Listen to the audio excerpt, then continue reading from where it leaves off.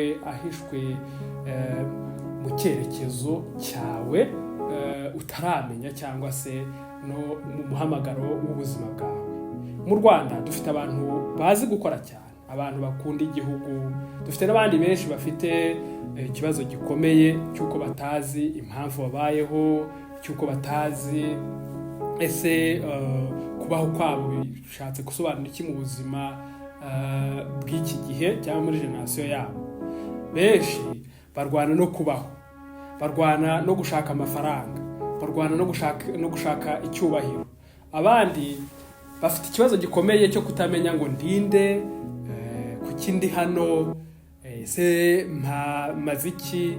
Uyu munsi tugiye kurebera hamwe impamvu umutoza cyangwa se mentorship, ubutoza ari umuti w'ikibazo kigaragara cyane kibasira abanyarwanda benshi, n'impamvu mentor Sylvain ari igisubizo muri iki gihe.